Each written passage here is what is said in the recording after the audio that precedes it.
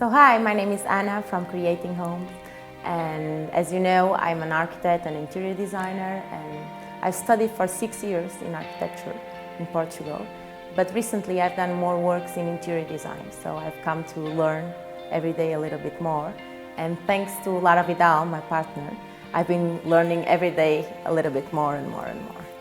But before, I was in Singapore and São Paulo, where I worked as an interior designer as well.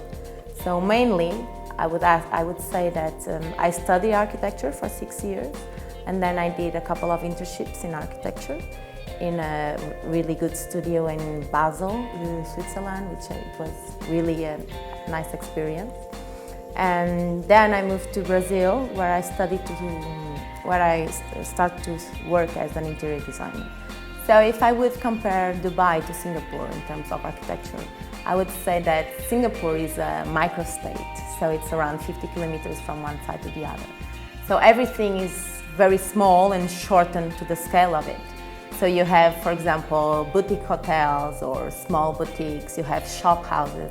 It's a more walking in the street kind of scale.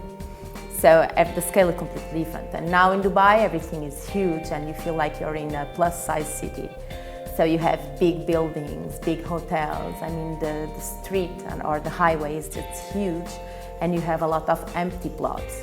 So in terms of architecture, it's a big shock, because here you see like it's a map, like geographically and topography map, that if you could see it from above, you would see that you have a lot of empty slots. And then in Singapore, everything is like highly condensed and you don't see an empty spot because it would be taken already.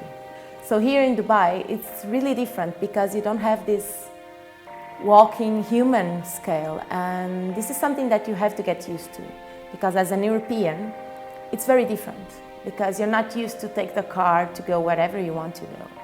So here you're surrounded, it's more like Lego city, or like a model, like an architecture model, that you just decide where you're going to put the buildings, but you don't decide how you're going to reach them or how you're going to build the street that it's going to connect them. So I think there's a big effort coming now, and you're having like more areas like the promenade that you're trying to connect people just by walking, and this is a big effort that it's being made. And I think it's important because it's a more social thing and it connects people also. So I think it's a good point of view. What happens in Dubai is that you have these big developers like Emaar, Nakheel, Trident. So what happened is that there was this construction boom, and for example, the marina was built almost in one set. So you have everything looks apparently and architecturally the same.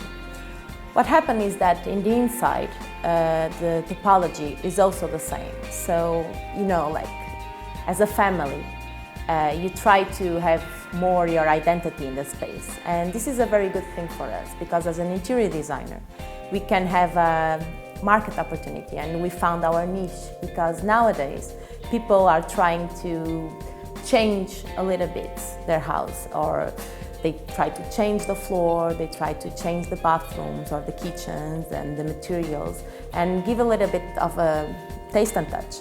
So this is a little bit what we can do. We can try to fulfill the client's expectations and try to make it more their home.